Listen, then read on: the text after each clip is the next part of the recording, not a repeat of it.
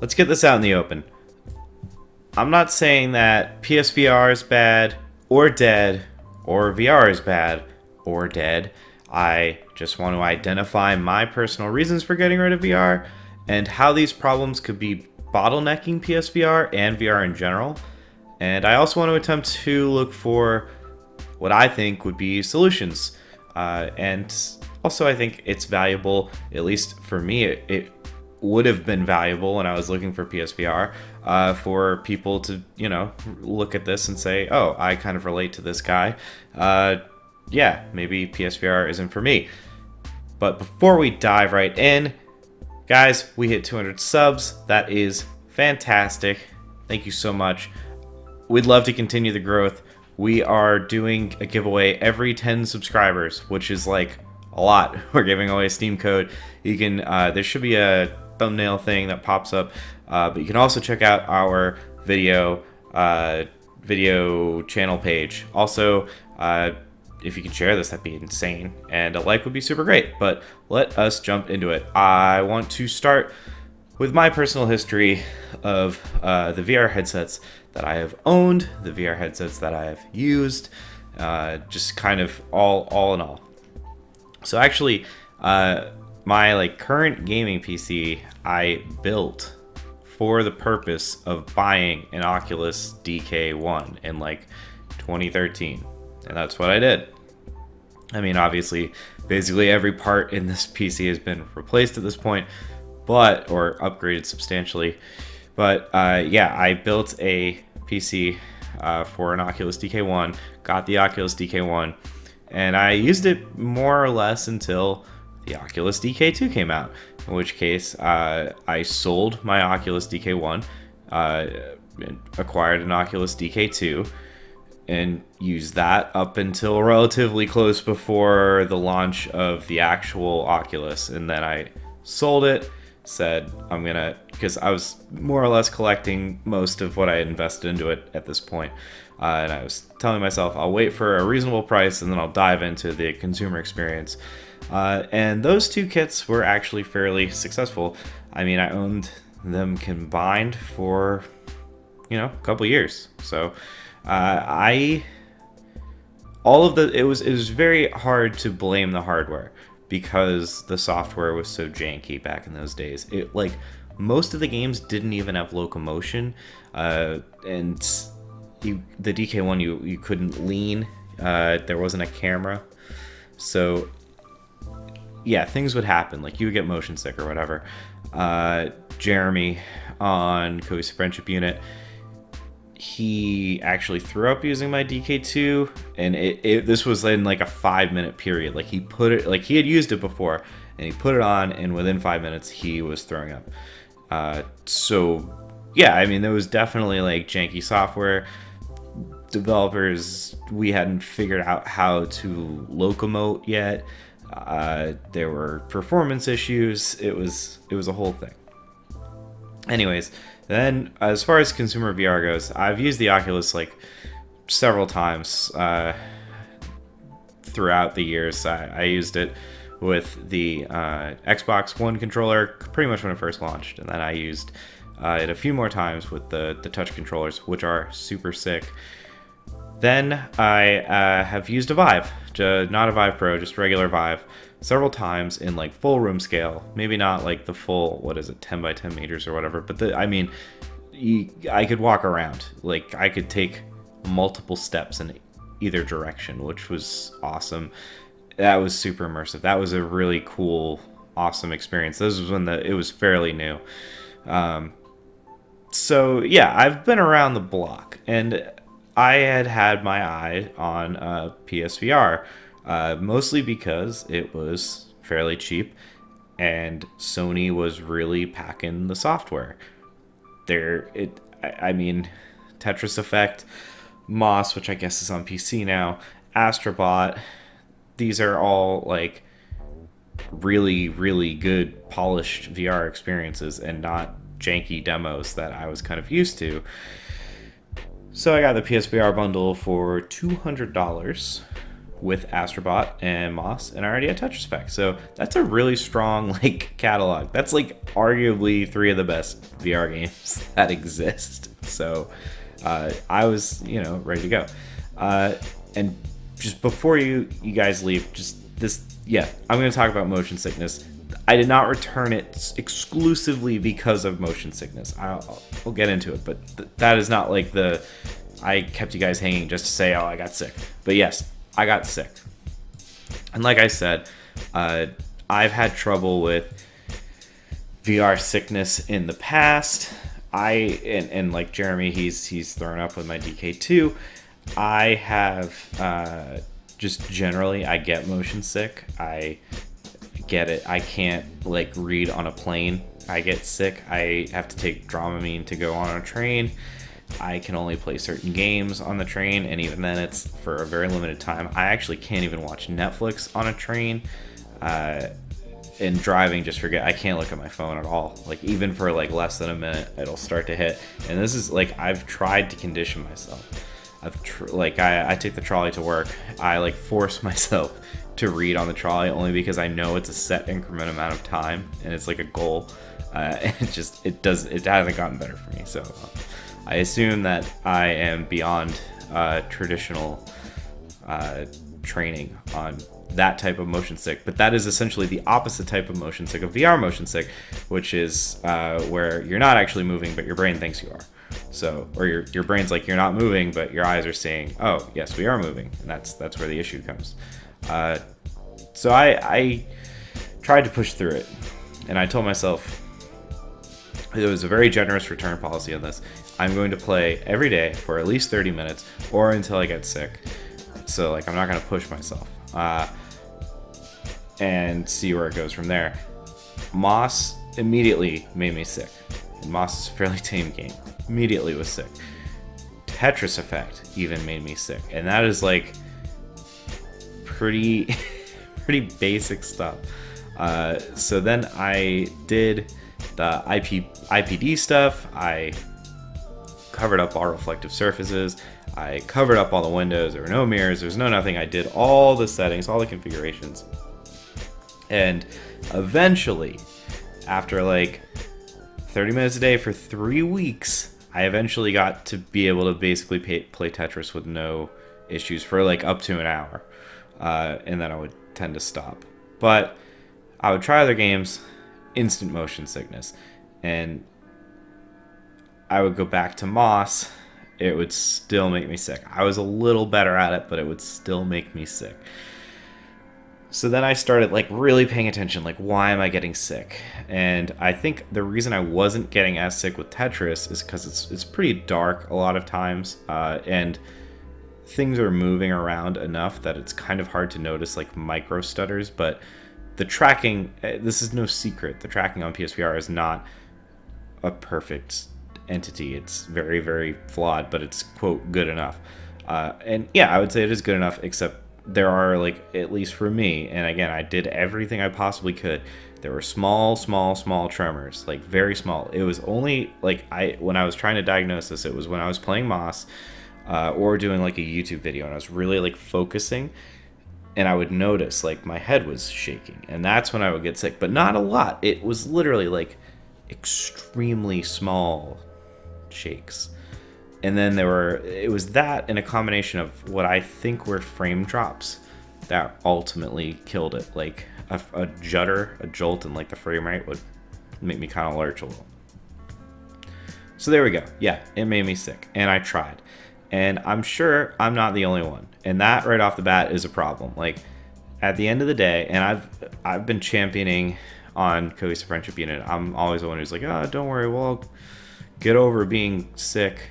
But no, apparently sickness, at least in this, I'm going somewhere with this, at least in this capacity, sickness will occur. When the tracking is not perfect, the frame rate is not perfect, and you can't locomote correctly. I think that VR works the best when you're more immersed. It's easier to trick your brain stops asking as many questions, and PSVR is not conducive to that. I did not buy Move controllers. I did not buy Move controllers because they cost a lot of money. There are no joysticks, so you they're very limited in what you can actually do. You can basically teleport locomote, which is fine, but it's not exactly what I want. You're like trading parts of immersion, like you're trading the immersion of your hands for the ability to like walk around seamlessly. And they were too much money, and there weren't enough games. If you actually like look at the PSVR catalog and like look at what games require Move controllers, and even require it in a meaningful way, like Borderlands 2 and Skyrim are very flawed experiences because you don't have joysticks with the Move controllers, to the point where you should almost just use DualShock. And if you're using the DualShock, you lose your hand immersion. So it's not good. There's like no perfect way to get your hands into PSVR, which is a bummer, because like I said, VR works best when you're more versed. The Vive experience I had, the several Vive experiences I've had, are by far the best experiences I've had in VR. And early Oculus Rift reviews, pretty much across the board, people were saying, hey, it's a great headset, but because the Oculus Rift did not ship with those touch controllers, they originally shipped with just an Xbox One controller. Pretty much everyone was saying, hey, this is great, but why do we have to use an Xbox One controller? That really takes you out of it, especially when you can't walk around, which was also an Oculus criticism. So let's skip to the Vive, because here we are. I returned it for a combination of it making me sick, the Move controllers not being as good as I had hoped, not being worth it, basically, because you basically have to throw, if you're buying on eBay, like $60 to get these Move controllers, and yeah, they're not great. It's a lot of money for a not great experience. And that doesn't even like reflect your hands that well. You're just holding sticks, and it's not room scale at all. Like you can stand, I would say, and like lean, but you're not going to be like stepping, which to me is actually important because, like I said, your brain, the sickness factor is reduced when you're more fully immersed, when you're actually taking steps, when you're actually using your hands. That's when it's a lot easier on your brain, instead of being thrust or moved against your will or against your brain's will.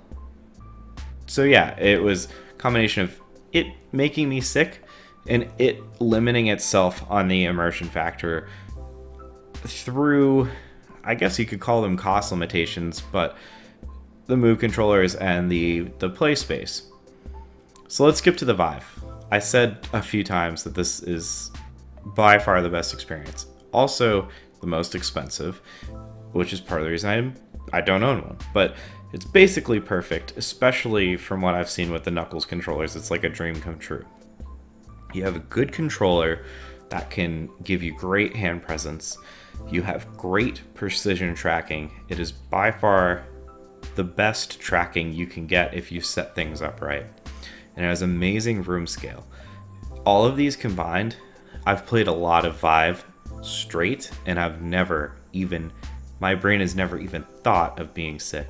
And I've done I've done things that I knew would not make me sick, in that instead of, pushing joysticks to walk around, or instead of riding or like using a ship to move around, I've actually walked around, and that saves you when you don't have frame drops and you have smooth frame rate, and you're picking up things and touching things with your hand. It's very hard, even for someone like me who's very prone to motion sickness, to actually feel the effects. But the price is still too high. Even in 2019, I would consider myself like an enthusiast video gamer, and I can't really bite the bullet on a Vive. I mean, I could, but I acknowledge that it's not the best decision. I would have to, at minimum, upgrade my CPU. I have a 1080, so the GPU would be fine. And then the cost of the hardware alone is quite a bit. Not to mention the cost of like the volumetric cost of owning a Vive. Like that box and all the cables and things that come in it is insane. Like you're setting up the base stations. You have to have a place for the headset, place to charge. It becomes a lot. If you've ever watched a Vive unboxing, it's a lot. All of these headsets are a lot. I'm not bullying the Vive. And then there's the elephant in the room. Even if I decided it was a great investment to buy an HTC Vive and upgrade my PC for it so I could have that really awesome VR experience, which I would say it is worth it, there is no room. And I mean, I live in Philadelphia, and I actually have an extra bedroom in my apartment. Like, it's 2 people share this apartment, there's an extra bedroom. Still not enough space. Like, even if I dedicated the vast majority of this bedroom to VR and like moved everything around, like, first off, that's a waste of like space, I would say, occupying almost an entire bedroom for the sake of VR. And second, that's just a lot of space. Maybe if you're a homeowner and like you really have like a completely spare room, but even then, at the end of the day, it kind of seems like a waste of space. And I seriously, like, this is kind of getting to the end of it. I seriously think the living room is not the place for VR gaming. If I could propose a solution, I would say a revival of like an arcade situation where the user does not need space or a monumental investment may be the best solution. My best experience in VR have been at the Microsoft Store, which is a few of the times that I've used the HTC Vive. I've used it other places, but the Microsoft Store, I just walked in, it was set up for me, I didn't have to calibrate anything, and there was a huge play space, and it just worked amazing.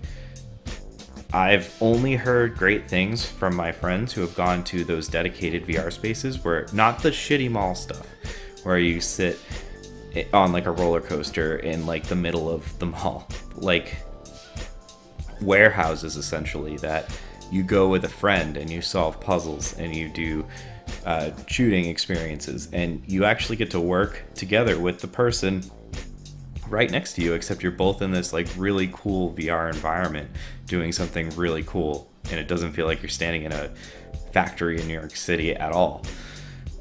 So I don't think that VR is going to die in the home, but I think the niche will be that it will not be tethered, and it's not going to be nearly immersive and not going to require nearly as much space. I guess what I'm saying is, I think PSVR 2, yes, they can add better tracking, they can add better hand presence, and they can even allow for slightly better range of space. But at the end of the day, the number of people who have enough dedicated space to create an immersive enough VR experience to make it worth it in their living room, I think is going to be rather slim. And if you have that space, that's great. It is really a great experience. But personally, I think the VR that we all want in our lives is similar to how we want paintball or laser tag in our lives. We don't want to turn our backyard into a paintball field, and we don't want to turn our basement into a laser tag area. We want to pay about $20 and have, about a 2-hour long experience with massive spaces to wander around and accomplish tasks with your peers in a shared amazing VR space. That was a long video, but those are just my ideas and my reasons why I returned to PSVR. I am critical because I do love the technology and I do want to see it succeed. And it frustrates me when I find myself, we're there, the technology's there. It's just getting it in the right environment at the right time with the right software where it truly shines. Again, if you like this video, we're doing a giveaway every 10 subs, not to mention subbing will let you see more of this content. And if you've made it this far, chances are you might want to hear some more content. But thanks for sticking with me. That is all. We will catch you guys next time.